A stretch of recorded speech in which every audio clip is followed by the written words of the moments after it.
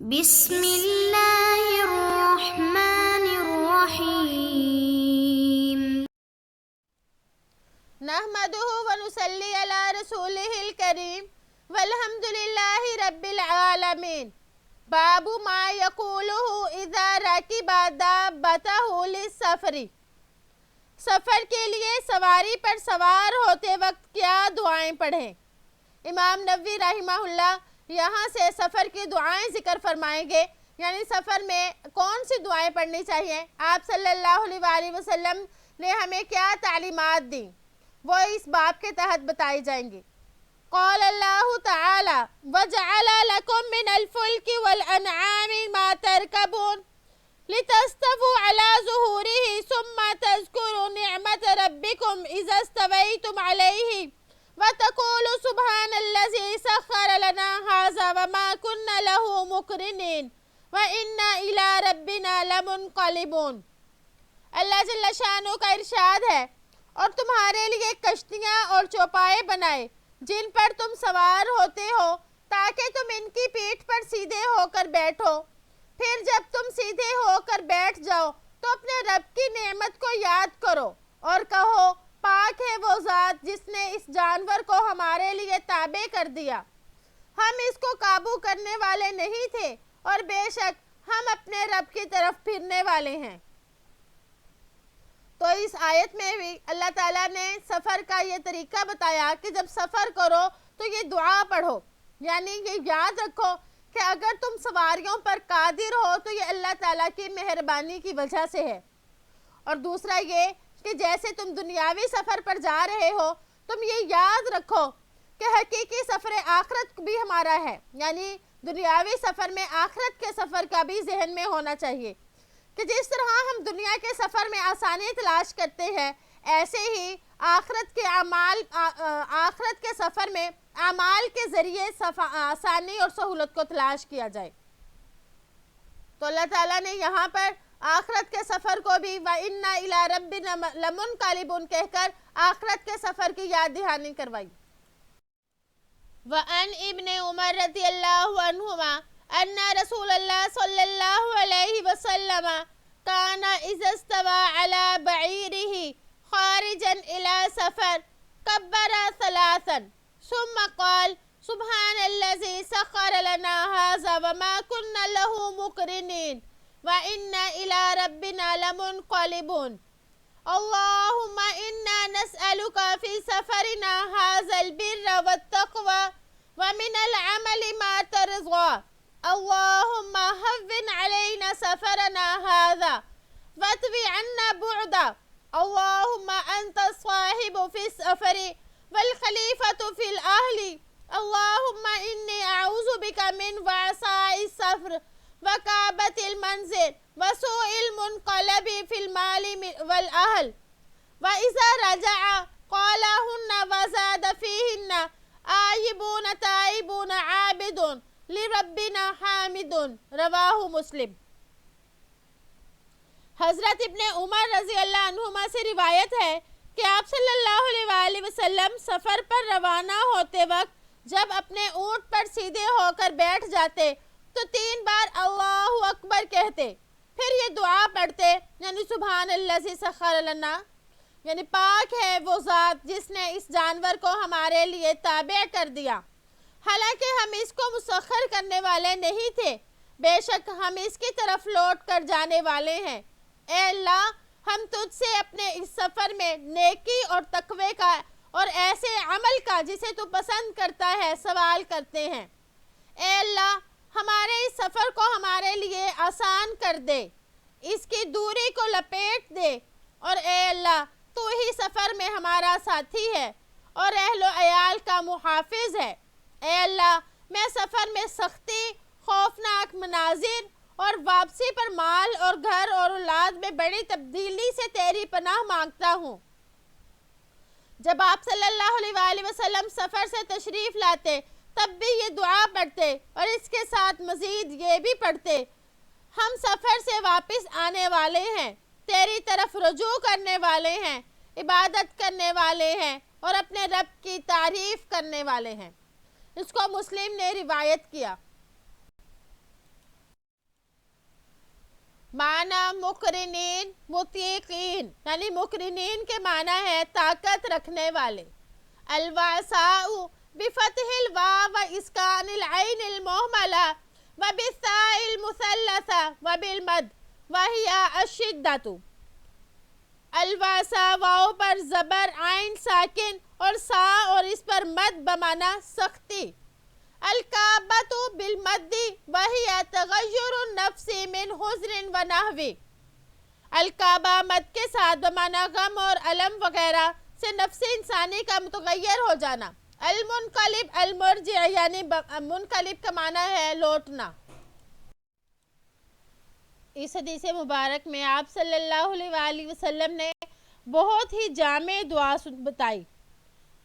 یعنی سفر کے دوران انسان کو ہر وقت خطرہ ہی خطرہ رہتا ہے، خاص کر کے اس زمانے میں جب کہ سفر اونٹ اور گھوڑے پر ہوتا تھا اور جنگل و بیابان راستے میں پڑتے تھے. تو اس دعا میں اپنی حفاظت کے ساتھ ساتھ اپنے مال، اہل و عیال کے لیے بھی دعا کی جا رہی ہے کہ اللہ اس کے گھر بار کا خلیفہ اور محافظ بن جائے.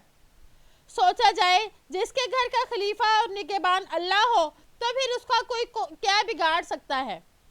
اگرچہ اب ایسے سفر نہیں، لیکن ہر وقت کا خدشہ اب بھی موجود ہے. تو آپ صلی اللہ علیہ وآلہ وسلم کی اگر یہ دعا پڑھ لی جائے تو آپ صلی اللہ علیہ وآلہ وسلم کی دعا کی برکت سے اللہ تعالیٰ اس کے گھر کی نگہبانی فرمائیں گے.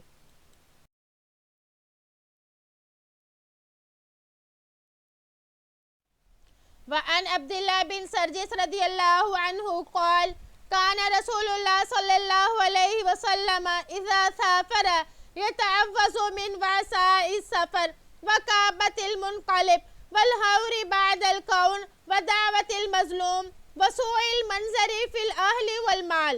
رواہ مسلم.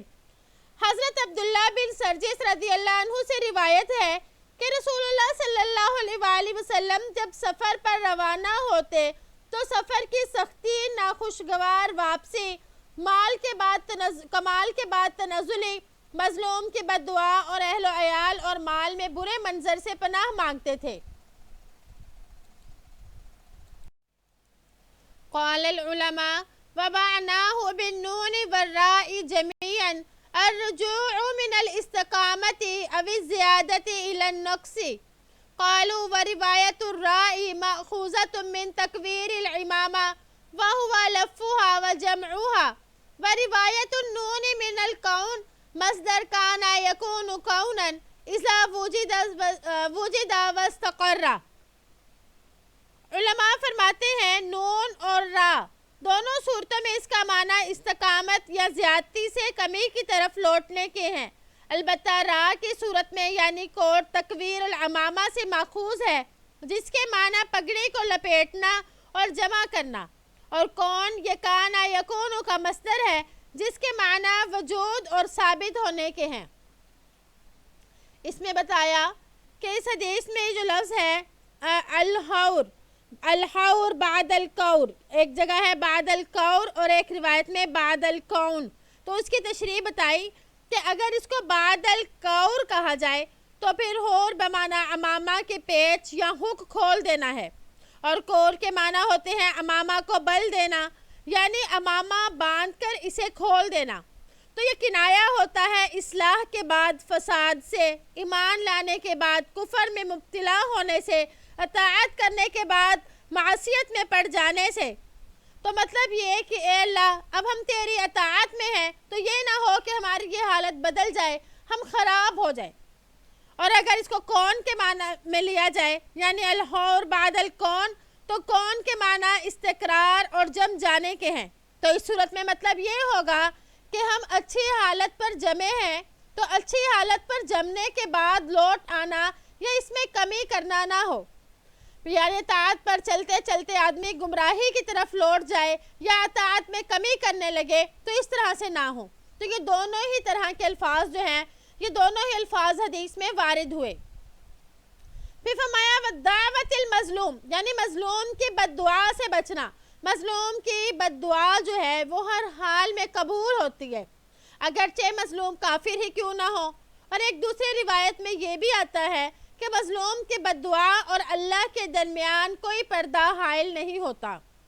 تو سفر پر روانہ ہونے سے پہلے اگر کسی نے کسی پر ظلم کیا تو اسے چاہیے کہ معافی مانگ کر جائے، کہیں ایسا نہ ہو کہ سفر میں مظلوم کی بد دعا پڑ جائے اور یہ مشکلات میں گرفتار ہو جائے۔ اور ایک روایت میں یہ بھی آتا ہے کہ جو شخص سفر کا ارادہ کرے تو اپنے گھر کے دروازے کے دونوں پلڑے پکڑ کر 11 بار قل هو اللہ احد پڑھے تو انشاءاللہ سفر سے واپسی تک اللہ جل شانہ اس کا نگہبان ہوگا۔ تو اس میں سفر کے آداب بتائے، تو یہ بھی ایک ادب ہے، ایک تو ہر چیز کی حفاظت اللہ کے ذمے کر دی جائے، اور دوسرا یہ کہ اگر کسی پر کوئی ظلم و زیادتی کی ہے تو اس کی معافی مانگ لے، اس سے اپنے گناہوں کی معافی کروا لے تاکہ سفر اچھا گزرے۔ اور دوسرا یہ بھی کہ سفر زندگی اور موت کے درمیانی کیفیت ہے، پتہ نہیں انسان صحیح و سالم لوٹے یا نہ لوٹے، تو اس لیے سفر پر جانے سے پہلے ضروری ہے کہ اپنے گناہوں کو معاف کروا لیا جائے۔ وعن علی بن ربیعہ قال شہدت علی بن ابی طالب رضی اللہ عنہ اتیا بدابته ليركبها فلما وضع رجله في الركاب قال بسم الله فلما استوى على ظهرها قال الحمد لله الذي سخر لنا هذا وما كنا له مقرنين وإنا إلى ربنا لمنقلبون ثم قال الحمد لله 3 مرات ثم قال الله أكبر 3 مرات ثم قال سبحانك إني ظلمت نفسي فاغفر لي إنه لا يغفر الذنوب إلا أنت ثم ضحك فقيل يا أمير المؤمنين من أي شيء ضحكت؟ حضرت علی بن ربیعہ کہتے ہیں کہ میں حضرت علی بن طالب رضی اللہ عنہ کے پاس حاضر ہوا۔ آپ رضی اللہ عنہ کے پاس سواری کے لیے ایک جانور لایا گیا۔ جب آپ نے اپنا پاؤں رکاب میں رکھا تو فرمایا بسم اللہ، پھر جب اس کی پیٹھ پر سیدھے بیٹھ گئے تو فرمایا سبحان الحمدللہ الذی، تمام تعریفیں اللہ ہی کے لیے ہیں جس نے ہمارے لیے اس کو مسخر کیا، ہم اس کو فرما بردار بنانے والے نہ تھے، بے شک ہم پروردگار کی طرف جانے والے ہیں۔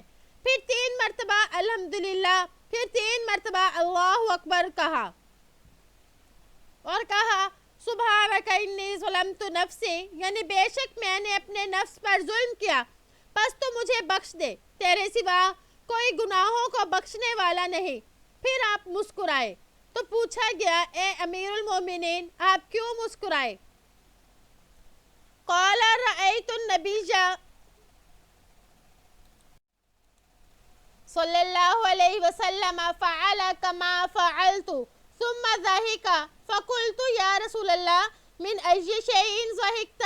قال إن ربك سبحانه يعجب من عبده إذا قال اغفر لي ذنوبي يعلم أنه لا يغفر الذنوب غيري، رواه ابو داود والترمذی وقال حدیث حسن وفي بعض النسخ حسن صحیح وهذا لفظ ابی داود۔ تو آپ رضی اللہ تعالیٰ عنہ نے فرمایا میں نے نبی کریم صلی اللہ علیہ وآلہ وسلم کو اسی طرح کرتے ہوئے دیکھا تھا جیسے میں نے کیا۔ آپ صلی اللہ علیہ وآلہ وسلم مسکرائے تو میں نے پوچھا یا رسول اللہ آپ کیوں مسکرائے؟ آپ نے فرمایا تمہارا رب اپنے بندے سے جب وہ یہ کہتا ہے یا اللہ میرے گناہ معاف کر دے، خوش ہوتا ہے کہ میرا بندہ جانتا ہے کہ میرے سوا گناہوں کو بخشنے والا کوئی نہیں ہے۔ ابو داود امام ترمذی نے کہا یہ حدیث حسن ہے، اور بعض نسخوں میں حسن صحیح ہے، اور روایت کے الفاظ ابو داود کے ہیں۔ اس حدیث میں یہ ہے کہ حضرت علی رضی اللہ تعالیٰ عنہ نے جب اپنا پاؤں رکاب میں رکھا، رکاب کہتے ہیں لوہے کا وہ حلقہ جس میں گھوڑے وغیرہ کی زین میں وہ حلقہ لگا ہوتا ہے اور دونوں طرف لٹکا رہتا ہے، اور اس پر پاؤں رکھ کر آدمی گھوڑے وغیرہ پر یعنی اپنی سواری پر سوار ہوتا ہے، اسے رکاب کہتے ہیں۔ تو حضرت علی رضی اللہ تعالیٰ عنہ نے جب اپنا پاؤں رکاب میں رکھا تو بیٹھتے وقت آپ نے بسم اللہ پڑھا، تو اس سے معلوم ہوا کہ یہ ادب ہے کہ سواری پر بیٹھتے وقت بسم اللہ پڑھے، اور اس کے بعد دعائیں بھی پڑھیں، یعنی دعاؤں کا اہتمام کرنا چاہیے. سواری پر بیٹھتے وقت بسم اللہ اور اس کے بعد جو ہے سواری کی دعا پڑھی جائے. ایک دوسری روایت میں آتا ہے کہ آپ صلی اللہ علیہ وآلہ وسلم نے ارشاد فرمایا جانوروں کی پیٹھ پر شیطان رہتا ہے, جب تم بیٹھو تو بسم اللہ کہہ لیا کرو. تو اس حدیث سے صحابہ کرام کے جذبے کا معلوم ہوا کہ وہ آپ صلی اللہ علیہ وآلہ وسلم کی کس قدر اتباع کرتے تھے. اور دیکھیں کہ جہاں پر آپ صلی اللہ علیہ وآلہ وسلم مسکرائے وہیں پر حضرت علی رضی اللہ تعالیٰ عنہ بھی مسکرائے. تو حضرت علی رضی اللہ تعالیٰ عنہ اور اس طرح تمام صحابہ آپ صلی اللہ علیہ وآلہ وسلم کی ایک ایک سنت کو اپناتے تھے. تو اللہ تعالیٰ سے دعا ہے کہ ہم بھی اپنے سفر کو ایسے ہی طے کریں جیسے کہ آپ صلی اللہ علیہ وآلہ وسلم نے فرمایا, یعنی ہمارے سفر میں یہ تمام مسنون دعائیں شامل ہوں, تو اللہ تعالیٰ کی مدد بھی ہمارے ساتھ شامل ہوگی. امید ہے کہ آپ کو آج کا سبق سمجھ آ گیا ہوگا. السلام علیکم ورحمۃ اللہ وبرکاتہ.